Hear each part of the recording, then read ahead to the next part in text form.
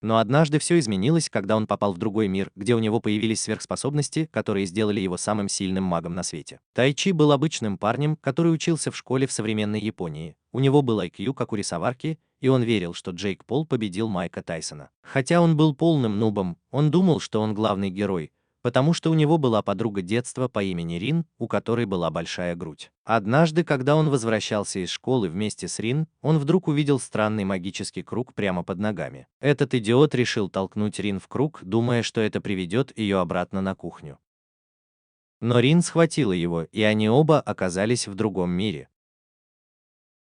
Очнувшись, Тачи понял, что лежит на зеленой поляне. Он увидел, что Рин лежит неподалеку, и проснулся, гадая, где они находятся. Они посмотрели в телефоны и поняли, что нет сигнала интернета. Они подумали, что это какая-то глушь, где нет мобильной связи, и Тачи решил, что они, возможно, даже не на Земле. Он сказал, что магический круг, который они видели перед тем, как попасть сюда, не был спецэффектом, и все это точно реально. Рин сказала, что это невозможно, но тут они услышали голос гигантского монстра, похожего на огромного черного жеребца с чудовищными рогами и глазами. Конь перепрыгнул через них, но Тачи схватил Рин и успел увернуться, чтобы их не раздавило. Он говорит Рин, чтобы она бежала и держалась от него как можно дальше, потому что лучше погибнуть одному, чем обоим. А потом бросается вперед, чтобы подразнить огромного зверя и привлечь его внимание. Он называет огромного монстра сборщиком хлопка и спрашивает, неужели Шванг был просто для вида, прежде чем заставить его погнаться за ним. Кажется, что это конец для него, но тут сбоку появляется воздушный клинок и бьет монстра в шею. Из ниоткуда внезапно появляется лысый парень и хвалит Тайчи за его умение дразнить,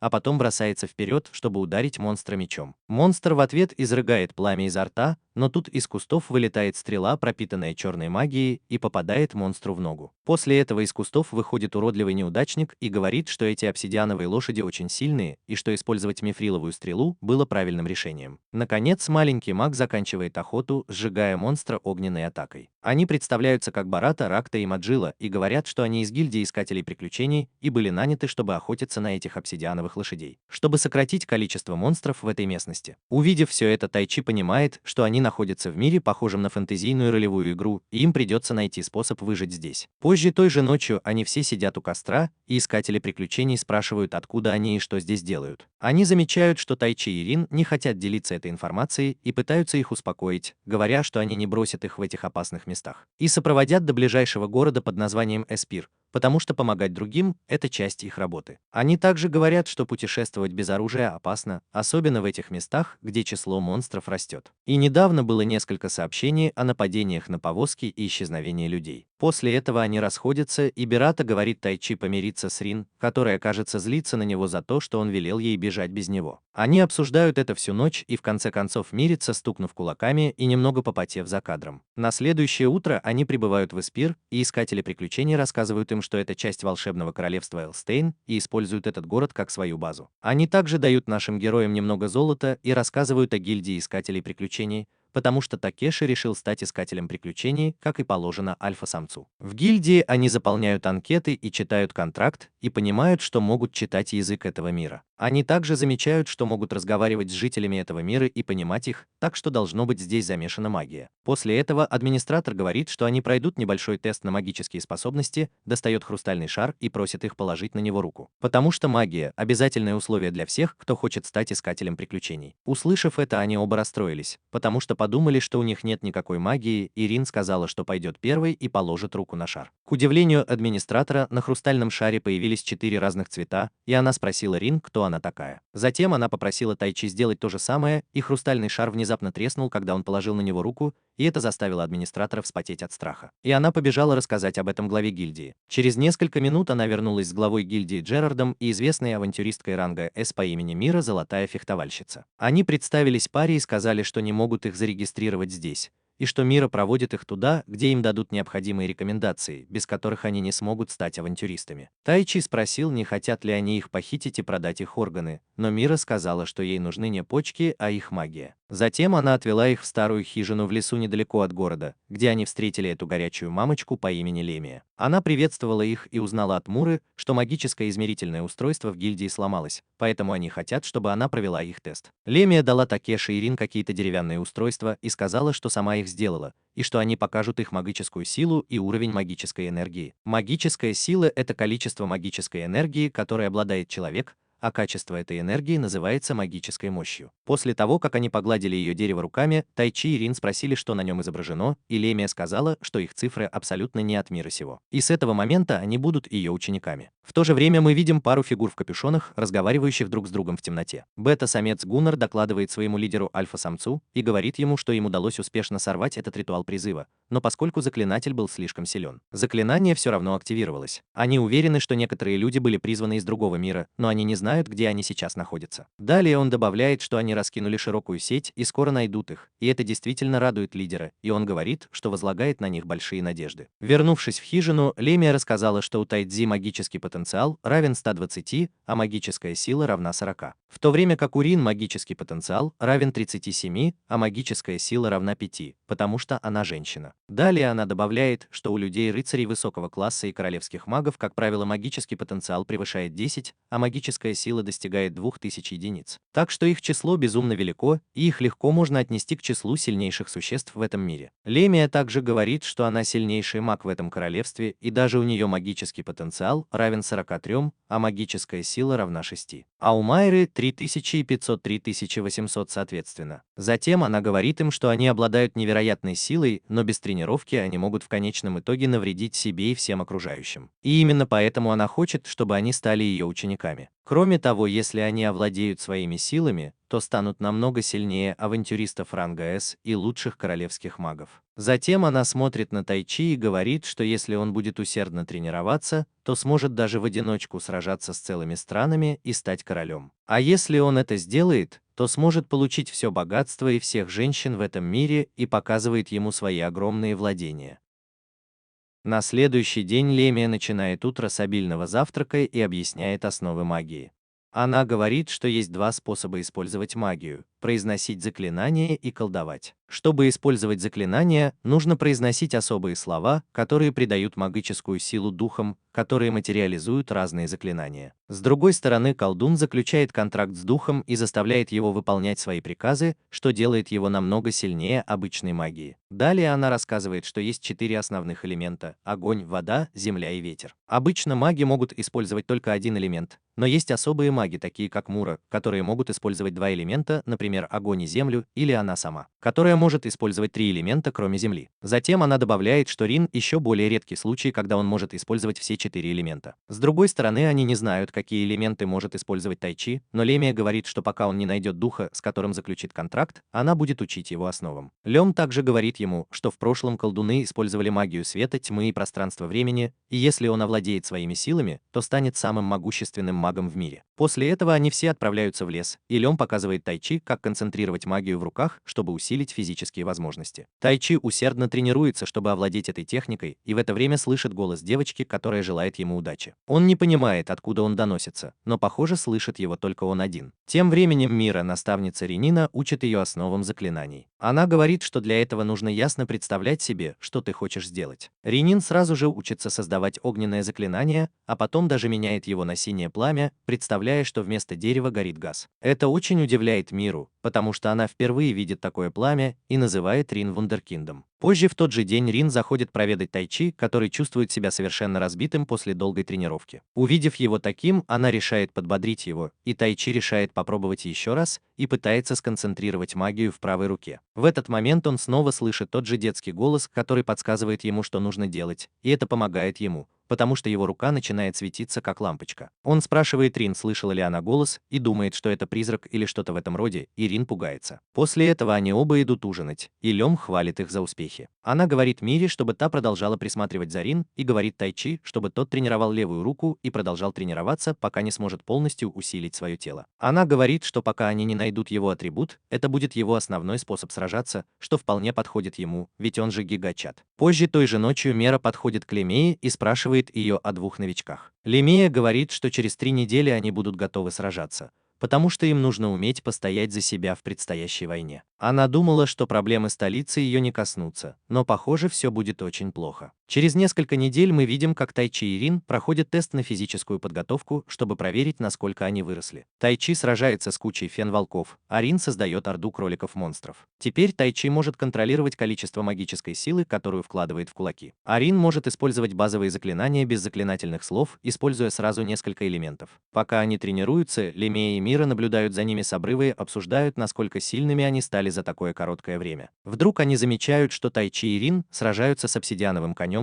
но в отличие от их первой встречи, теперь они намного сильнее, могут легко победить зверя и съесть его на ужин. Позже той же ночью они празднуют, что Тайчи и Рин прошли выпускной экзамен. И Лемея говорит им, что завтра они отправятся в Сбир и получат свою первую работу в качестве искателей приключений. Она также говорит им, что по ее мнению их называют потерянными, потому что они пришли из других миров. Она говорит, что иногда это происходит в результате несчастного случая, а иногда их призывает колдун, способный использовать магию пространства и времени. Это очень удивляет Тайчи и Рин, и они спрашивают, откуда она это знает. А она отвечает, что их ненормальное количество магии и то, что они иногда используют новые слова, выдало их. И поэтому она решила взять их в ученики, чтобы их не использовали злые люди. Что касается причины, по которой их призвали сюда, им придется спросить самого колдуна. Но во всем королевстве есть всего несколько колдунов, способных использовать магию пространства и времени. Тайчи говорит, что это хорошо, потому что это сужает круг людей, которых им нужно искать, и говорит, что они легко смогут их найти, прояснить недоразумения и вернуться в свой мир. Лемия говорит, что это возможно, но сомневается, что все будет так просто. После ужина Такеши садится с Рин, и они обсуждают все, что произошло с тех пор, как они попали в этот мир. Такеши говорит, что они будут работать как искатели приключений, зарабатывать хорошие деньги и обустраиваться, а потом использовать свое влияние, чтобы найти колдуна, который их сюда призвал, и попросить его отправить их обратно в их мир. Рин тоже полон надежд, и они оба ложатся спать, а что происходит дальше, мы не видим. После этого Таси смотрит на свою белую руку и задается вопросом, действительно ли у него есть сила, чтобы уничтожить могущественные народы Рин. Но затем он слышит тот же голос, что и раньше, который говорит ему, что они скоро встретятся и что она этого ждет. Такеши спрашивает, кто она такая и что она имела в виду, но голос просто игнорирует его и улетает, смеясь, как надоедливая девчонка. Через пару недель мы видим, как Такеши просыпается в своей постели после того, как ему приснился тот же голос. Мы узнаем, что они переехали в Аспир и зарегистрировались как искатели приключений, а затем присоединились к группе искателей приключений, которые спасли их в первый день. С тех пор они выполняли небольшие задания и постепенно становились сильнее, узнавая новое об этом мире. Рин большую часть времени проводит в библиотеке и узнает много нового об этом мире. Она узнает, что этот мир называется Алтеей, а королевство, в котором они сейчас находятся, является частью западного континента и обладает самой развитой магией в мире. В этом королевстве проживает 20 миллионов человек, из которых примерно 80% способны использовать базовую магию. Поэтому оно считается одним из 3 величайших государств в мире. Они также узнают, что Аспир находится недалеко от восточной границы со священной Скаталовской империей и империей Стражей,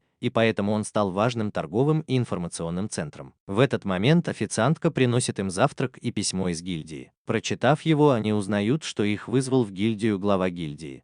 Они идут узнать, что случилось, и администратор выдает им особое задание – проверить бар в трущобах. Тачи удивляется, зачем им проверять какой-то бар, и глава гильдии объясняет, что недавно до них дошли слухи о том, что украденные товары из фургонов переправляются в город через трущобы. Он говорит, что они должны найти любую информацию, которая поможет поймать преступников, и за это им заплатят 7 серебряных с надбавкой. Тачи спрашивает, можно ли им взять задание ранга D, и глава гильдии говорит, что если они справятся, то задание повысит до ранга D. Кроме того, это задание уже дважды проваливалось, и если они не справятся и в 3-й раз, гильдии придется заплатить штраф за неправильную оценку. Тачи называет коротышку скупердяем, но тот говорит, что уверен в их способностях, потому что они ученики Леми, и отпускает их. Тачи и Рин идут в трущобы и решают не торопиться до вечера, когда там начинается настоящая темная жизнь. По дороге Рин покупает фрукты Мелилла, но они оказываются вдвое дороже, чем на прошлой неделе. Она думает, что в этом мире тоже есть инфляция, но продавец говорит, что на фургоны с товарами недавно нападали и теперь не хватает товаров.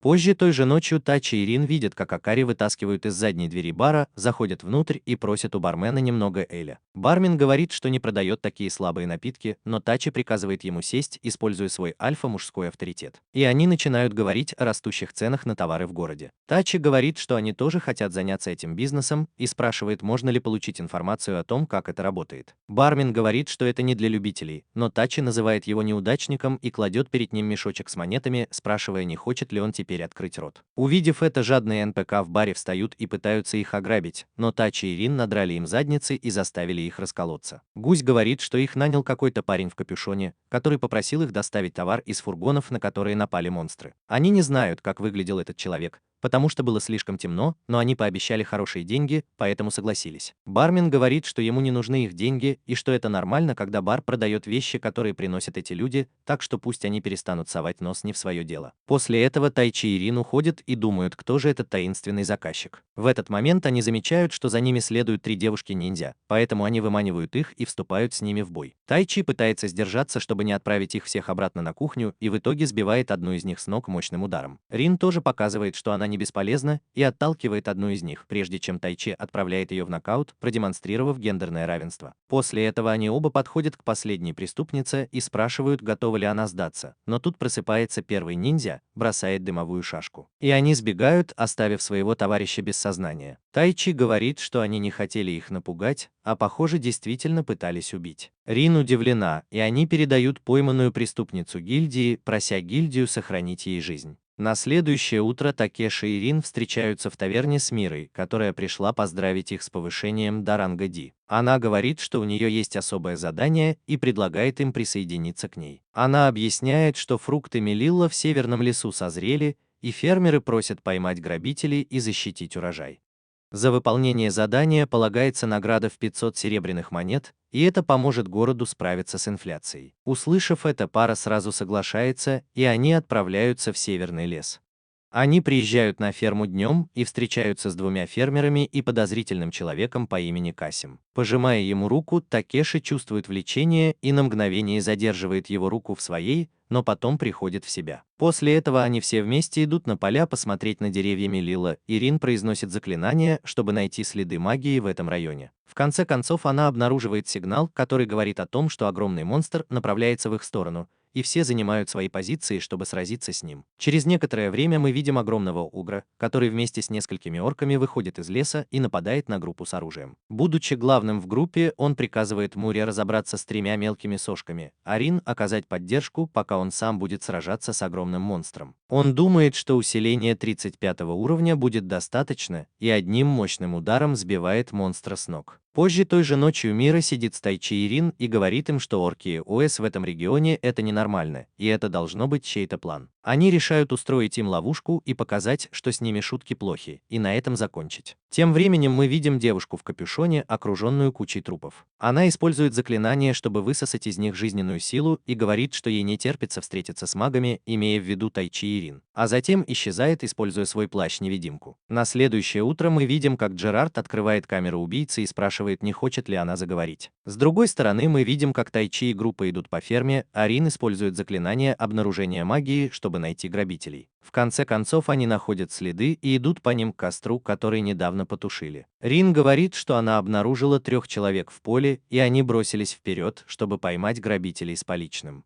Тайчи, Рин и Майра вышли вперед и заставили их сдаться, а 2 НПК отвели их к городской страже и сдали их. Тем временем Касан поблагодарил Тайчи и остальных за помощь, и Тайчи снова долго держал его за руку. Он сказал, что руки у Касана действительно мягкие, в отличие от рук других фермеров, и спросил, в чем его секрет. Касим сказал, что он надсмотрщик и поэтому не часто пользуется руками, но Майра добавила, что орки и огры не часто встречаются в этом регионе. Но Касим каким-то образом знал о них, хотя он всего лишь фермер. Услышав это, Касим рассмеялся и сказал, что это он нанял тех людей, чтобы они украли фрукты, и нанял мага, чтобы заманить монстров в поле. Тайчи спросил его, зачем он это сделал, и Касим ответил, что хотел заманить их сюда, потому что ему нужна сила Тайчи для достижения своей цели, и он хотел проверить ее. В этот момент невидимая женщина-ассасин Грэмми вышла из невидимости и напала на Муру сзади. Она сказала Касаму, что он слишком болтлив, и сказала, что она и есть маг, и была телохранителем Касама. Началась битва, и Майра бросилась вперед, чтобы скрестить мечи с Грэмми, и спросила, почему она не напала на нее, когда была невидимой. Она сказала, что убивать это для трусов, и это не в ее стиле, потому что она любит сражаться на мечах и побеждать своих противников силой. Они оба несколько раз наносят друг другу удары и вступают в схватку, но потом Рин решает помочь и выпускает огненный шар в сторону Грэмми. Это заставляет Грэмми отпрыгнуть назад, и она отвечает заклинанием ветра. Рин вызывает торнадо из пыли и на время оглушает Грэмми, чтобы Мура успел закончить свое физическое усиление. Грэмми отбивает заклинание мечом, но Рин продолжает атаковать ее заклинанием, сочетающим элементы воды и земли. С другой стороны, Тэши готовится к бою с Касимом и спрашивает, собирается ли он сражаться с ним без оружия. Касим говорит, что вместо этого он заставит его сразиться с ледяным элементалем и призывает ледяного монстра. Увидев зверя, Тэши думает, что сможет победить его одним ударом, усилив свое тело, но вместо этого просто проходит сквозь элементаля. Касим объясняет, что у монстра нет физической формы, и победить его можно только с помощью магии огня. Но, к сожалению, он, похоже, не знает, как использовать заклинание. Тэши пытается атаковать монстра мечом, но это не дает никакого результата. Ледяной элементаль отвечает магией льда, и Тэши уклоняется от заклинаний. Затем Касим достает шар жизненной энергии, который Грэмми создала прошлой ночью, и отдает его монстру, отчего тот становится красным и получает огромную силу. С этими словами красный элементаль бросается вперед с такой скоростью, что отбрасывает Тэши назад с такой силой, что у него идет кровь изо рта. Касим говорит ему, чтобы он шел с ними спокойно, как хороший мальчик, иначе он заберет девочек и расскажет ему, что на самом деле происходит между птичками и пчелками. Тем временем мы видим, как Мура и Рин сражаются с Грэмми, который отправляет Муру в нокаут мощным ударом и сбивает с ног Рин. Понимая, что они не справятся, два мага решают увеличить свою силу и говорят, что они уже сталкивались с могущественным магом, вспоминая Лэми. Грэмми спрашивает, не недооценивают ли они ее, но Мара говорит, что они просто возвращаются к своему основному плану. И с этими словами она повышает свой уровень до 40 и бросается вперед, чтобы атаковать Грэмми. Они обмениваются ударами, но затем Рин атакует Грэмми заклинанием и застает ее врасплох. Грэмми отпрыгивает назад, чтобы увернуться от атаки, но Мира пинает ее вперед, а Рин превращает свой посох в меч и заставляет Грэмми блокировать его своим мечом. Затем она использует заклинание «Клинок в другой руке», чтобы нанести удар, и они сжигают большую часть ее здоровья. После этого Рин произносит заклинание «Пылевой вихрь» и добавляет в него порох, чтобы сделать его взрывоопасным. Затем она поджигает заклинание огненным шаром и взрывает Грэмми. Грэмми все еще удается блокировать большую часть урона с помощью физического усиления, но Мара использует этот шанс, чтобы нанести ей удар огненным клинком и закончить бой. После этого они встают перед ней и говорят ей сдаться, но бабуля встает, слизывая ее кровь как кошка. Извращенец и говорит, что она с удовольствием сразилась бы с ними снова, как только ее раны заживут, и что в следующий раз она победит. Именно в этот момент заговорил Касим и сказал девочкам сдаться, если они не хотят увидеть, как Тайчи будет избит своим красным элементалем. Девочки некоторое время думают об этом и впадают в депрессию, в то время как Тайчи задается вопросом, как все так закончилось. И не предполагалось ли, что у него не было такой силы, чтобы уничтожать народы. Проклиная свою слабость, он теряет сознание и слышит тот же голос, что и раньше в своем сне. Они спрашивают его, хочет ли он власти. И Тайчи говорит, что он хочет иметь возможность ударить этого глупого парня лицом в землю и заставить его пожалеть о том, что он вообще связался с ними. Голос представляется как дух ветра по имени Ариэль и говорит, что это будет исключением,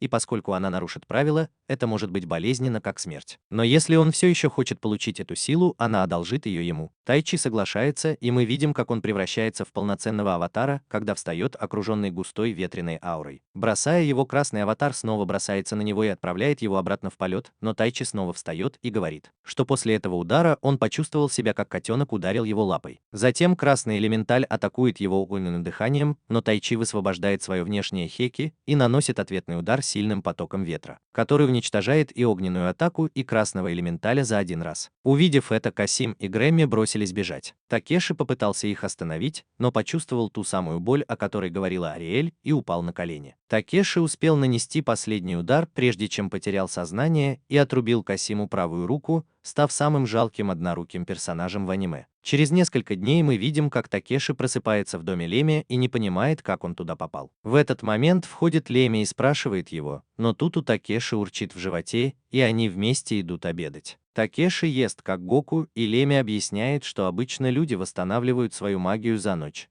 но если они тратят всю магию, то могут впасть в кому на более долгий срок. Она говорит, что Мира и Рин принесли его сюда, когда он не очнулся через день, и просит рассказать, что произошло в Северном лесу. Такеши рассказывает ей все, и она говорит, что Касим, должно быть, использовал багровую сделку с ледяным элементалем. Это запрещенный ритуал, который использует жизненную силу зверей и людей, и съев одного из них, можно получить огромное количество магии, намного больше, чем у самого мага. Такеши говорит, что в тот момент он действительно думал, что погибнет, но услышал голос, который представился Ариэлем и дал ему силы сражаться. Услышав это, Лемя очень удивилась и показала нам этот прекрасный кадр своего сокровища. Она говорит, что теперь знает, на что способен Тайчи, и объясняет, что он призыватель. Призыватели похожи на шаманов, которые заключают договор с духами и получают право использовать более сильную магию. Но главное отличие между ними и призывателями в том, что призыватели могут слышать духов. Она добавляет, что в этом мире духи – существа высшего порядка, даже выше драконов, которые превосходят людей. Поэтому люди не могут их видеть или слышать, кроме призывателей, которые могут управлять духами и использовать их магию. Поскольку заклинания накладывают сами духи, они намного сильнее, чем заклинания шаманов или магов. Узнав, как его безумная раса Хаки привлекла духа и сделала его призывателем, Тайчи выходит, чтобы выпить кофе перед встречей с девушками. Он спрашивает официантку, не знает ли она, где они, но она отвечает, что они не возвращались с утра. Тайчи решает найти их и выходит, но сталкивается с парой модов Discord, которые пристают к симпатичной девушке. Он подходит и говорит им оставить ее в покое, а девушка пользуется моментом, чтобы вырваться и схватить Тайчи за руку. Она ведет себя так, будто он ее парень, и убеждает его подыграть, используя свои уловки. Один из модов Discord пытается ударить Тайчи и говорит ему не лезть не в свое дело, но Тайчи уклоняется и вырубает парня ударом в шею. Увидев это, второй парень пугается, хватает своего приятеля, и они убегают в подвал своей матери. Когда они уходят, девушка благодарит Тайчи за спасение, но он говорит, что она, похоже, и сама могла бы с ними справиться. Он отмечает, что она смогла освободиться от их хватки и даже уследить за его движениями, когда он отступил, чтобы увернуться от атаки. Кроме того, ее совсем не смутило, что он уложил парня одним ударом. Услышав это, девушка говорит, что это потому, что они уже встречались раньше, и упоминает, что он был довольно груб с ней при их первой встрече. Это заставляет Тайчи задуматься, не его ли это сестра из Алабамы. Но потом она представляется как Анесси и говорит, что на самом деле она та самая девушка-ниндзя, которую он вырубил и передал гильдии. Тем временем мы видим босса Касима, который называет себя императором. Он хвалит Касима за то, что тот раздобыл всю информацию о Тайчи и Рин, и говорит, что его рука – это небольшая плата за это. Затем он поворачивается к Грэмми и говорит, что ей нужно кое-что изменить, чтобы лучше служить ему, и накладывает на ее руку особое заклинание. Затем он дает Касиму новое задание и говорит, что это будет просто небольшая шутка, которая поможет ему не так сильно расстраиваться из-за клуба одноруких. После этого мы видим, как в комнату входят две девушки и спрашивают императора о карнавале. Он говорит, что пора начинать, кладет документ в стопку на столе и говорит, что это приглашение Тайчи на вечеринку. Вернувшись в город, Анастасия рассказывает, что присоединилась к гильдии и теперь расследует дело о контрабанде. Она говорит Тайчи, что ее расследование привело ее в это здание, и они вместе с ним обыскивают здание, чтобы найти организатора. Они сталкиваются с разными головорезами и пробиваются через них, чтобы в итоге добраться до комнаты, где раньше сидели Касим и его босс. Там Тайчи находит бумагу, оставленную императором, и, прочитав ее, очень волнуется. С другой стороны, мы видим, как Мура и Рин наслаждаются ночной жизнью, прогуливаясь по городской площади и покупая сладости. Рин беспокоится о Тайчи, но Мура уверяет ее, что он в надежных руках у Лемии, и говорит, что им нужно сосредоточиться на своей миссии. В этот момент за Ано кто-то следит, и они решают заманить преследователя в безлюдное место, но тут на них сзади нападает мальчик в капюшоне с мечом. Рин и Мура отпрыгивают и приказывают всем убираться оттуда, а сами сражаются с убийцей. Мура заряжает свой меч и бросается вперед, чтобы скрестить мечи, а Рин атакует мальчика водной магией, чтобы смыть с его лица грязь. Затем она готовит заклинание торнадо, но с крыши на нее нападают маги. Рин использует заклинание, а сама прыгает к Муре, чтобы создать защитный барьер. Они понимают, что сражаются четверо против двоих. Но тут откуда-то раздается голос Грэмми, которая выходит из невидимости и неожиданно нападает на Муру, ударяя ее в живот. После этого она поднимает ее и убегает, говоря Рин, что это не в ее стиле, но босс ее об этом попросил, так что у нее не было выбора. Рин пытается ее догнать, но бандиты не дают ей этого сделать, и Грэмми убегает. Тем временем мы видим, как Тайчи и Анастасия идут по туннелю, созданному с помощью магии Земли, и узнают, что в найденной ими бумаге говорилось, что где-то здесь, в Аспире, прячется орда гоблинов, усиленных алыми сферами. В конце туннеля они находят дверь, возле которой лежат кости, и Анастасия открывает ее, используя свои навыки взлома замков на случай, если она заперта. Увидев, как она это делает, Тайчи говорит, что когда он передавал ее гильдии, он хотел, чтобы она жила честной жизнью. И теперь у него смешанные чувства по поводу того, что гильдия использует ее для своих заданий. Услышав эти слова, Анастасия улыбается и просит называть ее Анной, и они продолжают поиски. В городе Рин расправляется с тупыми НПК, которые пытались ее задержать, и оборачивается, чтобы увидеть увидеть Грэмми, стоящую позади нее. Она поздравляет ее с тем, что та быстро с ними справилась, и говорит, где находится Мира. Она также говорит, что ее босс пытался скормить ей сферу, усиленную алым, и говорит, что ей все равно, если кто-то получит ее, но они были ее добычей. И ей не нравится, что кто-то другой забрал ее. Услышав это, Рин бежит в здание, где держит Миру, и избивает всех внутри, чтобы добраться до камеры, где ее держали. Она сбивает главного заклинателя с ног, используя заклинание ветра, и замораживает всех остальных ледяным заклинанием, прежде чем разрушить магический круг с помощью магии земли и освободиться от цепей. В этот момент входит император вместе с Касимом и поздравляет Рин с тем, что она спасла свою подругу, никого не убив. Он представляется как организатор всего этого, и Рин готовится сразиться с ним. Но он говорит, что не хочет марать руки, и сообщает ей, что на город нападет орда из 3 монстров, поэтому нет смысла сражаться. Потому что все будет уничтожено, как только они нападут. Услышав это, Рин называет имя Тайчи, и император говорит ей, что он не придет их спасать, потому что для него приготовили другой сценарий. Теперь они должны защитить город, и он с нетерпением ждет, как они это сделают, и уходит. Касим спрашивает императора, нужно ли было атаковать город одновременно изнутри и снаружи, и тот отвечает, что да, и спрашивает, сколько монстров в красных доспехах он подготовил. Касим говорит, что под землей их 500, а на поверхности около 200, и этого должно быть достаточно, чтобы проверить силу Тайчи и Рин в полной мере. Тем временем мы видим, как Тайчи спасает Анну от земляного голема, блокируя его удар одной рукой. Он позволяет ей упасть, а затем прыгает вперед и наносит усиленный удар, чтобы окончательно победить голема. После этого перед ними открывается дверь, и они видят 2 девушек, которые стоят над гоблинской фермой. Кажется, что они очарованы этим местом. Девушки представляются как Мила и Меллоу и говорят, что они создали земного голема и собираются выпустить всех этих гоблинов в городе, чтобы они могли поиграть с горожанами и съесть на ужин детей и мужчин. Тачи смотрит на их глупые лица и спрашивает, не кажется ли им это плохой идеей, ведь они тоже дети. Но девушки говорят, что они будут контролировать гоблинов с помощью этого шара и выпустят их. Тем временем Мура и Рин возвращаются в город и рассказывают Джерарду об императоре и его плане напасть на город с помощью 3 монстров. Джерард собирает всех искателей приключений и горожан и просит помощи у городской стражи. Они готовятся к обороне. В их распоряжении всего 180 искателей приключений, и ситуация выглядит довольно плохо, но тут в бой вступает Лемия и подбадривает их. Тем временем Тачи и Анна сражаются с красными гоблинами и пытаются не дать им выбраться на поверхность. Тачи использует усиление, чтобы уничтожить их всех, но боится разрушить пещеру и возвращается к обычному бою. Сражаясь с таким количеством гоблинов, он вскоре слышит голоса девушек и понимает, что хрустальный шар, который был у них, бесполезен, и теперь гоблины нападают и на них. Он пробирается сквозь монстров, спасает девушек и заставляет их извиниться за свои действия. Затем Рин говорит Лемее, чтобы та позаботилась о них, и отправляется на охоту на монстров, чтобы уничтожить всех 500 под землей. Вернувшись в гильдию, Лемея и остальные обсуждают ситуацию, и Лемея говорит, что использует одно из своих заклинаний большого радиуса действия, чтобы уменьшить количество монстров, потому что у них нет другого способа справиться с таким количеством. Но использование такого заклинания раньше времени оставит ее без маны, и она больше не сможет атаковать. Услышав это, Рин говорит, что она может использовать заклинание, похожее на извержение вулкана. Она пытается объяснить, как с помощью энергии пара можно создать бомбу, но это пролетает у них над головами, как у меня над головой пролетают уроки математики. Но Лемея говорит, что доверяет ей и позволяет сделать это. На следующее утро, когда монстры приближаются к стенам, Рин начинает читать заклинание и создает огромную дыру в земле с помощью магии земли. Она заставляет большинство монстров провалиться в дыру и наполняет ее водой, а затем создает огромный шар расплавленного металла и бросает его внутрь. Металл быстро остывает и запечатывает дыру, а затем взрывается от пара, который образуется под ним.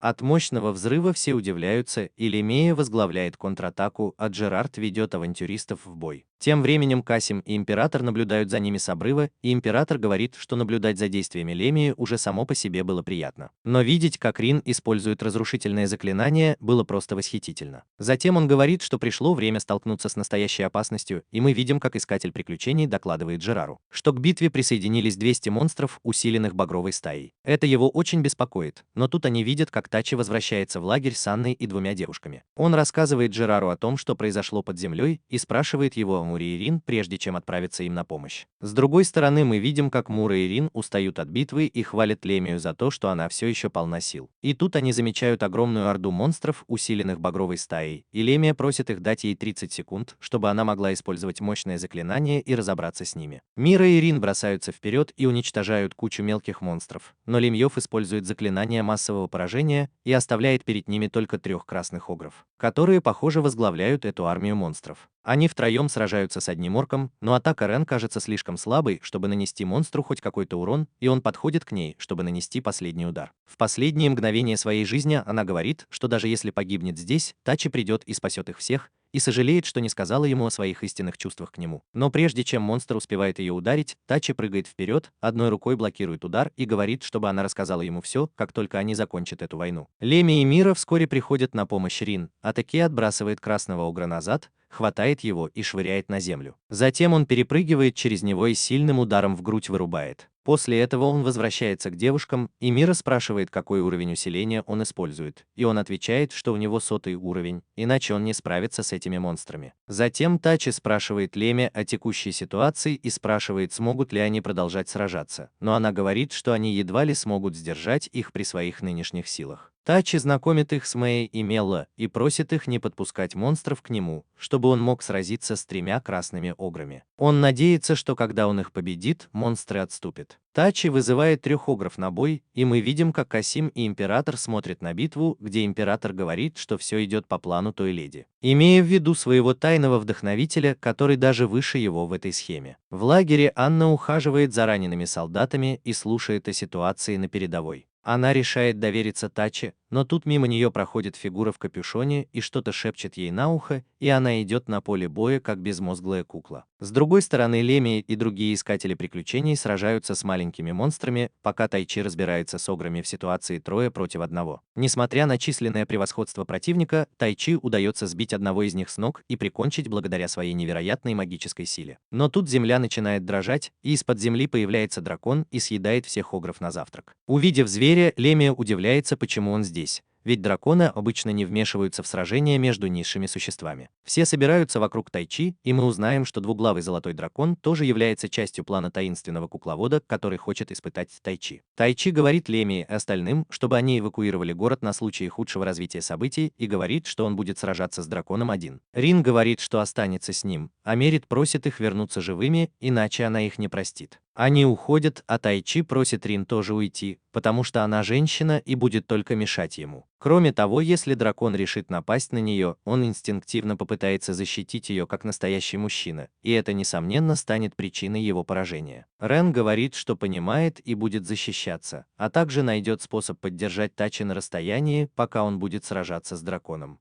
По пути он зовет Ариэль, но она не отвечает, и он думает, что в первый раз это была просто случайность. Несмотря на это, он повышает свой уровень до 100 и бросается вперед, чтобы нанести мощный удар. Дракон отбивает атаку когтем и в ответ выпускает несколько огненных шаров, а затем наносит удар хвостом. Рин пытается помочь Тачи, но дракон, повернув голову, бросает в нее огненный шар в качестве предупреждения и говорит, чтобы она не лезла, потому что она просто пустое место. Тачи получает много урона от удара хвостом и спрашивает, почему дракон помогает монстрам нападать на них. В этот момент к нему подходит Анна и говорит, что ей нужно обработать его раны, но Тачи спрашивает, зачем она это делает, и это приводит Анну в чувство. Она растерянно оглядывается и не понимает, как здесь оказалось, но дракон пользуется моментом и запускает в Тачи шар голубого пламени. Рин бросается вперед, чтобы спасти его, но Анна отталкивает Тачи в сторону и принимает удар на себя. От атаки у нее отрывает живот, и последние мгновения своей жизни она лежит в объятиях Тачи и извиняется за свою ошибку. Она вспоминает, что он был единственным, кто видел в ней женщину, а не просто инструмент, и просит его стать ее другом, если она выживет, но потом умирает у него на руках. Тачи очень злится, видя, как она уходит, и проклинает себя за то, что не относился серьезно к своим силам и не тренировался как следует. Затем он зовет Ариэль и говорит, что знает, что она его слышит, и просит ее дать ему это. Он издает громкий рык и говорит ей, чтобы она дала ему свою силу, и Ариэль отвечает на его зов и говорит, что это именно та сильная эмоция, которую она хотела от него получить. Тачи внезапно оказывается в самолете, где разговаривает с Ариэль, и она извиняется за то, что не может дать ему свою силу, как раньше. Она говорит, что сначала они должны заключить формальный договор. Для этого призыватель должен обратиться к духу и попросить его силу, а затем принять эту силу. Узнав об этом, Тачи извиняется за то, что кричал на нее, и они заключают договор. Теперь Тачи стал настоящим призывателем и, обретя новую силу, приходит в себя. Он говорит Рин позаботиться о теле Эммы, а затем подходит к дракону и говорит Ариэль, что они разберутся с ним одним ударом. Увидев его, дракон хвалит его храбрость и спрашивает, что ему нужно, чтобы он ушел с поля боя. Дракон говорит, что если он покажет свою истинную силу, то ответит на все его вопросы и покинет это место. После этого дракон выпускает огненное дыхание из обоих своих горбов, и Тачи отвечает мощной атакой с помощью ветра, используя свой кулак. Сначала кажется, что они равны по силе, но вскоре Тачи побеждает дракона и бросает его на землю. После этого дракон говорит, что рад видеть его силу, и признается, что служит одной леди, и его целью было проверить его истинную силу. Он также говорит ему, что с этого момента его будет направлять эта женщина, но это необходимо для страны и всего мира. А затем улетает, прежде чем сказать, что он должен быть сильным, если хочет защитить тех, кто ему дорог. С другой стороны, мы видим, как император докладывает таинственной женщине, а рядом с ним стоит еще один слуга в капюшоне. И император говорит, что Тайчи заключил договор с духом ветра. Женщина говорит, что теперь пришло время подготовить следующее задание и что после города будет страна. После войны Аспет медленно начинает восстанавливаться, но несмотря на победу, они понесли большие потери. И мы видим, как Тачи кладет цветы на могилу Анны и говорит, что она будет присматривать за ним с небес. После этого он идет к Леме и остальным и представляет им Ариэль, вызвав ее в мини-форме. Пока они разговаривают, они замечают, что в город въезжает карета в сопровождении рыцарей,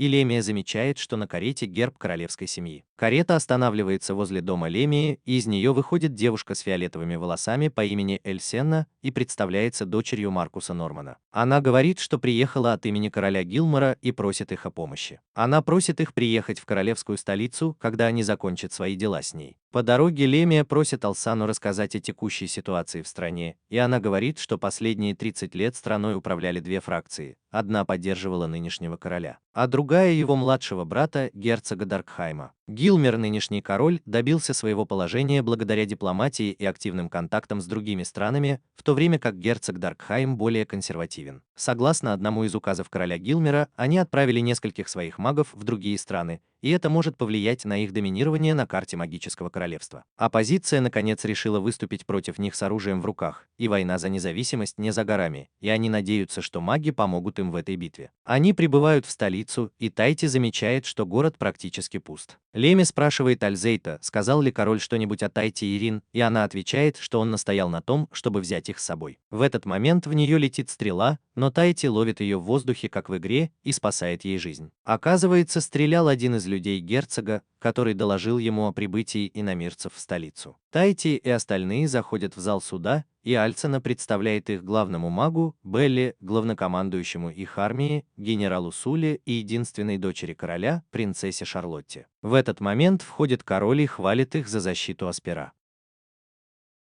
Леми решает не церемониться и спрашивает, что случилось. Король велит всем выйти, а потом говорит Леме, что она совсем не изменилась. Похоже, они старые друзья, и Леме говорит, что поможет ему, но только если он согласится на ее условия. Затем она говорит, что они пока вернутся в Аспир, и просит его честно признаться, не он ли призвал Тайчи и Рин в этот мир. Король решает признаться и говорит, что это действительно он приказал их призвать. Услышав это, Тайчи делает шаг вперед и спрашивает, как он мог забрать их мирную жизнь и призвать их сюда, чтобы они убивали людей вместо него. Мера тоже выступает в их защиту. Гилмар говорит, что берет всю ответственность на себя, и они все расходятся по своим комнатам. Леми и Мира идут поговорить с генералами, а Тайчи и Рин обсуждают это новое открытие. В этот момент в дверь стучится Асена и говорит, что принцесса хочет с ними поговорить. Входит Шарлотта, извиняется за доставленные неудобства и признается, что это она их призвала в этот мир. Она объясняет, что провела много исследований, прежде чем сотворить заклинание, и разрывалась между тем, чтобы призвать кого-то из их мирной жизни и заставить их сражаться за них. Но в конце концов решила сделать то, что от нее ожидали, как от принцессы этого королевства. Затем она говорит, что во время призыва в комнату пробрался один из убийц герцога, и это нарушило стабильность заклинания. Она хотела призвать только Тайчи, у которого была огромная магическая сила, но из-за нападения убийцы в портал попала Рин,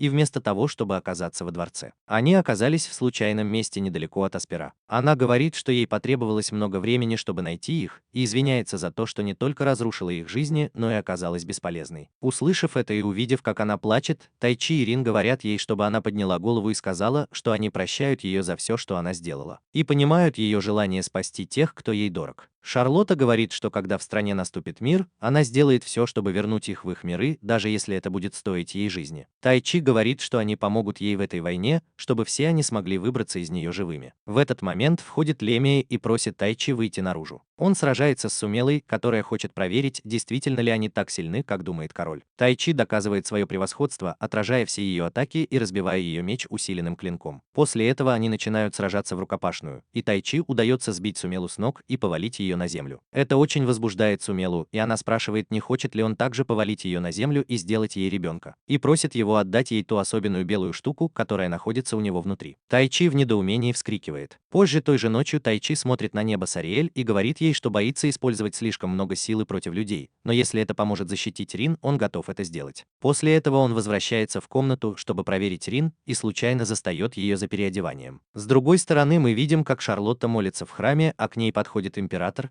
и мы узнаем, что его зовут кардинал Лауда. А Шарлотта не знает, что это он стоит за нападением на Аспир. На следующее утро мы видим, как Тёхи бродит по замку в поисках Рин. В конце концов он находит ее поливающую цветы и говорит, что она должна присоединиться к встрече с генералами. С другой стороны, мы видим, как герцог встречается со своими генералами. Два маркиза, кажется, обсуждают, как действовать дальше.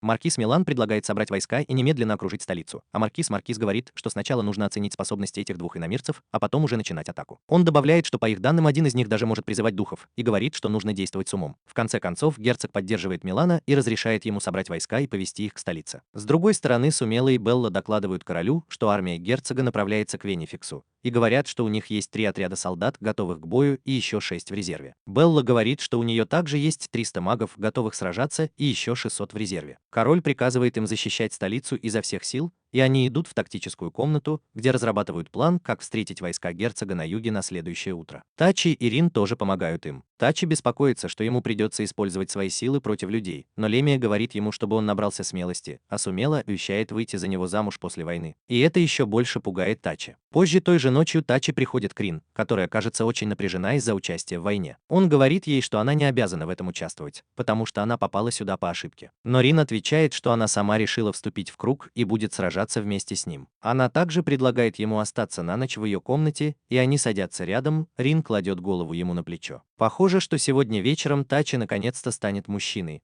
но когда он пытается взять ее за руку, то замечает кое-что и говорит, что пора ложиться спать. Тем временем Мура и Лемия разговаривают о Рин за чаем, и Майра решает пойти проверить ее. Но Лемия замечает что-то, выглядывая в окно, и говорит, что, возможно, она тоже стала параноиком. Через некоторое время мы видим, как убийца в капюшоне стоит за окном на дереве, и оказывается, что маркиз послал его убить Тачи и Рин ночью, чтобы прославиться. К несчастью для убийцы, Тачи уже заметил его раньше и положил подушки на кровать, накрыв их одеялом. Убийца пронзает подушки, и Тачи с остальными застают врасплох в комнате. Тачи начинает говорить о том, что он заметил убийцу раньше, но тому плевать, и он пользуется этим шансом, чтобы напасть на Рин. Увидев это, Тайчи тут же активирует свои способности и начинает избивать его, говоря, что никому не позволит причинить вред людям, которых он поклялся защищать. После того, как Тайчи избивает его, Лемия останавливает его, говоря, что этого достаточно. Но убийца выскальзывает из-под него и решает сам покончить с ним, яростно атакуя землю. На следующее утро армия Гилмора сталкивается с армией Маркуса Нигана, состоящей из 1000 солдат. Тайчи начинает войну, посылая предупреждения с помощью заклинания ветра и взрывая землю прямо перед вражескими силами. Они надеются, что это заставит их остановиться, но, к их удивлению, Ниган и его люди поднимают руки. Создают кучу огненных шаров и водяных пуль с помощью магических колец и атакуют их армию. Сначала это их смущает, но Тайчи использует свои способности, чтобы увеличить изображение и рассказать Лемии о специальных кольцах. Она говорит, что это магические камни, и удивляется, откуда у них столько колец для всех солдат. Затем она добавляет, что эти кольца могут использовать жизненную силу заклинателя, если у него закончится магия, и продолжать создавать заклинания. И это может быть смертельно, если кто-то без должного понимания магических предметов будет их использовать. Как и ожидалось, армия Нигана продолжает использовать магические кольца и быстро истощает свои силы. Увидев, что они так мучаются, армия Гилмора радуется и говорит, что им, возможно, даже не придется сражаться, им просто нужно продержаться достаточно долго, и враги сами сдадутся. Это смущает Тайчи и Рин, они смотрят на Лемию, ожидая ответа, и Сумела говорит, что даже если они на другой стороне, они все равно часть их королевства. И Гилмор тоже не захочет лишних жертв. Лемия говорит, что у нее, возможно, есть план, и просит Рин помочь. Таху создает барьер перед ними с помощью магии ветра Ариэль, а Майра защищает Рин от случайных выстрелов, пока та готовит особое заклинание вместе с другими королевскими магами. И внезапно начинается дождь. Рин использует магию молнии и оглушает вражеские силы, и они теряют сознание. Наган тоже чувствует себя очень уставшим и падает на колени, но потом замечает помощника герцога Инимуса, который подходит к нему и рассказывает, что произошло. Наган спрашивает, почему они проигрывают, и Инимус говорит, что это из-за кольца, которое высасывает силы, а потом пронзает Ногана ножом и говорит, что он выполнил свою задачу. На этом война заканчивается. Позже той же ночью мы видим, как Касим и Грами выпивают в баре. И Касим достает маленький гаджет и говорит, что в следующий раз, когда увидит Тачи, заставит его слизывать грязь с пола. На следующее утро Рин будет Тачи, используя свои особые навыки, но Тачи в итоге убегает в ванную, потому что вчера вечером съел слишком много индийской еды. После этого они встречаются с Лемией и Майрой, которые говорят, что король вызвал их всех в зал суда. Они все идут посмотреть, что случилось, и король говорит, что принцесса хочет наградить их за заслуги в войне и разрешает им выбрать оружие из королевской коллекции. Лемья получает волшебное кольцо, Тики японскую катану, Рин посох, а Мира кинжал. После этого они идут на тренировочную площадку, где Сумела просит Тайчи показать ей свой большой черный меч. Лемья тоже проверяет свое волшебное кольцо, а Сумела садится на Тайчи и говорит, что хочет, чтобы он выплеснул на нее всю свою страсть. Она прижимает его к себе и говорит, что заберет все, что у него есть, но Тайчи все еще плохо себя чувствует после вчерашнего переедания и теряет сознание. Тайчи каким-то образом удается сбежать оттуда, и он идет в город за лекарством. Аой замечает, что люди смотрят на него, и он думает, что они смотрят на Ариэль, но она говорит, что сделала так, чтобы сейчас ее видел только он, поэтому люди смотрят на него. Тут к нему подходят дети и называют его героем войны, и Тайчи понимает, что стал популярен среди толпы. Он немного развлекает их, а потом идет по пустой улице и зовет человека, который следует за ним в тени. Это оказывается никто иной, как однорукий Касим, который злится, что Тайчи стал таким знаменитым. Тайчи спрашивает, что случилось с его рукой, и когда узнает, что это он ее отрубил, ему становится очень грустно. Касим говорит, что решил победить Тайчи и вызывает его на дуэль на своих условиях, иначе он отравит все колодцы в городе. Он достает устройство, которое получил от Лоры, и говорит, что оно ограничит магию Тайчи и уравняет их силы. Так они смогут сражаться на равных, и он докажет, что проиграл только из-за своих способностей. Это, конечно, звучит как плохая идея, но Тайчи, как настоящий альфа-самец, говорит, что никогда не отступит от такого боя и докажет свое превосходство. Ариэль злится и говорит, чтобы он не возвращался, если его сила не вернется, и бой начинается. Тайчи начинает с воздушной атаки, но Касим уклоняется и наносит ответный удар кинжалом. Тайчи блокирует удар мечом и отпрыгивает назад, чтобы выстрелить в Касима ледяными и водяными пулями. Тайчи бросается вперед и выбивает кинжал у него из рук, но Касим поражает его ледяными пулями, и бой становится ожесточенным. Грэмми наблюдает за ними из угла, пока они избивают друг друга до полусмерти. В конце они оба думают, не продолжить ли им бой, пока один из них не потеряет сознание, но решают закончить его следующим ходом. Касим готовит мощное ледяное заклинание и готовится бросить его в Тайчи, который выглядит измотанным и не может увернуться из-за травмы ноги. Тайчи вспоминает о Рин и своих первых уроках магии, решает поверить в себя, добавляет немного магии в свой меч и использует его, чтобы разрушить ледяное заклинание Касима, отбрасывая его назад ударной волной. На этом их бой заканчивается, и Касим признает поражение, но Тайчи говорит, что у него было преимущество по крайней мере в одну руку, так что это было нечестно. Затем Ариэль просит Касима вернуть Тайчи его магическую силу, и тот говорит, что нужно уничтожить магический прибор, чтобы все стало как прежде. Но прежде чем они успевают что-то сделать, темная аура вокруг прибора превращается в теневого монстра и нападает на Тайчи. Тайчи пытается отбиться с помощью магии ветра, но это не причиняет монстру никакого вреда, и тот атакует его темными пулями. Кажется, что все плохо, но внезапно из-под плаща невидимки появляется Грэмми и нападает на монстра. Касан отвлекает его с помощью магии льда и говорит Грэмми уничтожить прибор. Но даже после уничтожения монстра он не исчезает, и Касан задается вопросом, не спланировал ли все это Лаудер. Тайчи замечает, что его силы вернулись, и говорит, что одним ударом уничтожит монстра, а Ариэль сжимает воздух вокруг, чтобы создать молнию, и поражает монстра молнией, используя свой меч. Затем он дает Касиму зелье для восстановления, но Грэмми говорит, что не стоит еще больше унижать его, и что он просто расстроился из-за поражения. Но теперь, когда они сражались на равных, он признал свое поражение и, вероятно, будет усердно тренироваться, чтобы стать сильнее. Затем она помогает ему подняться и уходит вместе с Касимом, который, похоже, теперь всерьез соперничает с Тайчи. В этот момент начинает звонить городской колокол, и диктор объявляет, что армия герцога объявила войну. Тайчи бежит обратно в замок, чтобы встретиться с Рин и остальными, и они готовятся к войне, которая начнется на следующий день. В это же время мы видим, как Ладра докладывает таинственной женщине о том, как Тайчи справился с теневым монстром, и она говорит ему продолжать следовать ее указаниям. Мы также видим рядом с ними другую фигуру в капюшоне, очень похожую на Анимуса. На следующее утро герцог Дакхейм обращается к своей армии перед тем, как отправиться в столицу,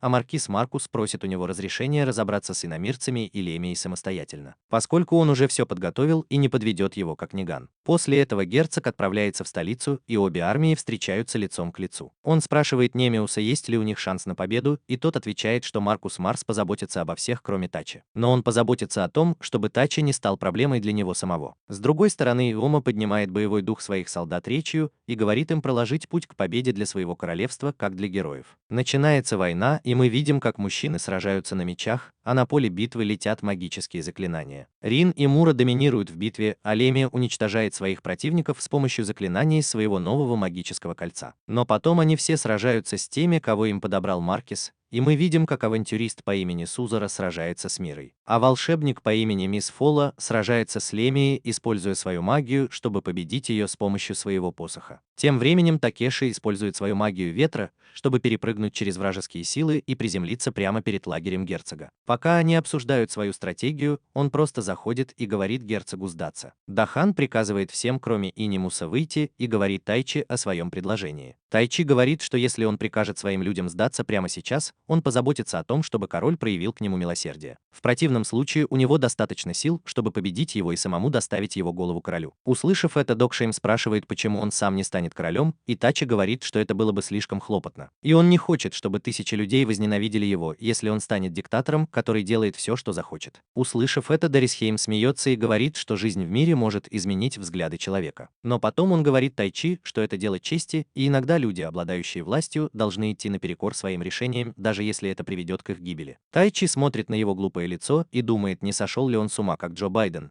а мы видим, как Инимус готовит какое-то темное заклинание за спинами всех. И все в его армии пьют его темный напиток. На поле боя Лемия сражается с Мисс Фола и спрашивает, не собирается ли он просто измотать ее. Он атакует ее магией льда, но она блокирует его атаку, вызывая пламя из земли. Затем он выпускает в нее град ледяных пуль, но она отражает их с помощью защитной магии и сбивает его с ног воздушным лезвием. Это удивляет старого мага, и он признает свое поражение, приказывая Леме прикончить его, что она и делает, используя огромный огненный шар. В это время Мира сражается с Марцисом, используя свой пылающий меч, но он подбрасывает его в воздух и думает, что сегодня вечером попробует эльфийское мясо на вкус. Но затем она проносится мимо него и рассекает ему шею кинжалами, которые взяла из королевской коллекции. Рин, напротив, не может победить своего противника. Сузуру продолжает атаковать и заставляет Рин перейти в оборону. Так продолжается какое-то время, но Рин наконец-то понимает ее движения и способности и готовится закончить бой. Она готовится ударить ее заклинанием, но Сузура прыгает вниз, ударяет по земле и отбрасывает Рин назад. Рин переключается на магию льда и выпускает в нее несколько сосулек, но Сузура отбивает их. Но тут же понимает, что это было отвлекающим маневром, когда видит, что Рин стоит над ней с огромным огненным шаром над головой. Рин сбивает его вниз и наносит Суре огромный урон. Но тут они замечают, что упавшие солдаты вокруг них ведут себя странно, окружают их как зомби, и Рин говорит Сузуре, чтобы она присоединилась к ней, если хочет выжить. И они объединяются. Тем временем Тайчи продолжает уговаривать герцога сдаться, но Ариэль замечает заклинание Инимуса и рассказывает об этом Тайчи. Услышав это, Инимус начинает смеяться и говорит, что его дух, конечно же, все поймет и покажет свое истинное лицо. Как человек, который спровоцировал восстание и заставил герцога пойти против собственного брата. Он говорит, что заранее подготовил поле боя с помощью заклинания проклятия тьмы, которое сводит всех, кто под его контролем, с ума и превращает в его орудие убийства. Он говорит, что сделал это ради той леди, имея в виду таинственного вдохновителя, и что ему плевать на это королевство и на ссору братьев. И что он превратит все в пыль, как того хочет его хозяин. С этими словами он начинает распространять заклинания по всему полю боя и превращается в демона. На поле боя мы видим, как Лемия и Белла наблюдают за заклинанием над их головами и объясняют, что это то же самое заклинание, которое использовали 200 лет назад во время битвы между соседними странами, священной с Каталовской империей и Империей Стражей. Хотя битва была короткой, павшие солдаты превратились в обезумевших зомби, которые нападали как на друзей, так и на врагов. Они быстро добрались и до тех, кто не участвовал в сражении, и в итоге погибло более 700 человек. Эта битва вошла в историю как кровавая рапсодия,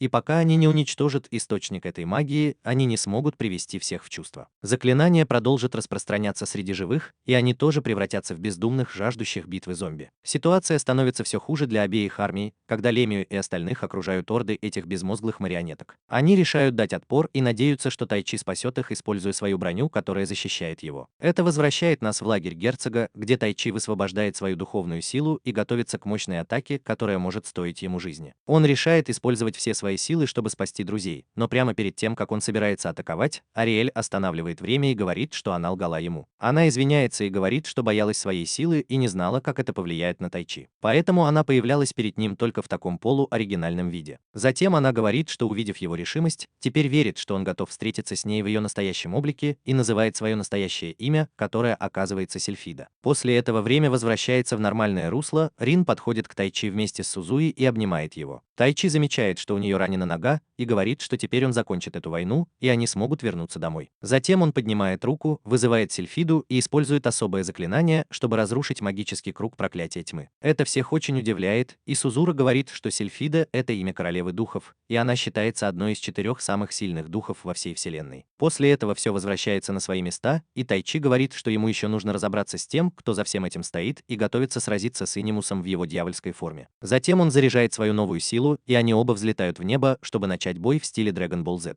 Они несколько раз сталкиваются друг с другом, прежде чем Тайчи спрашивает его о таинственной женщине. Инимус говорит, что она правительница этого мира и спланировала все от его рождения до призыва в этот мир, вплоть до того, что он раскрыл свою истинную силу как призыватель. Он рассказывает, что этот мир движется к масштабной войне, и чтобы защитить его, им нужно абсолютное оружие, и Тайчи станет им. Он добавляет, что все сражения, в которых он участвовал, были частью плана женщины, чтобы сделать его сильнее, и что он всего лишь пешка в ее грандиозной схеме. Тайчи спрашивает его, как ее зовут, но Инимус говорит, что ему еще рано это знать, и это действительно выводит тебя из себя. Она говорит, что он не смирится с потерей друзей и стольких жизней из-за такого бредового оправдания. Он продолжает бить демона и в конце концов побеждает, его ярость нарастает, и он наносит ему удар, от которого тот падает на землю. Затем Тайчи стоит над ним, и Инимус говорит ему нанести последний удар, потому что мягкость — его единственная слабость. Но Тайчи отвечает, что он оставил свою человечность позади, когда принял эту силу, и уничтожает его мощной атакой молнией. На этом война заканчивается, и мы видим, как Тайчи просыпается в замке в окружении Рин, Лемии и Миуры.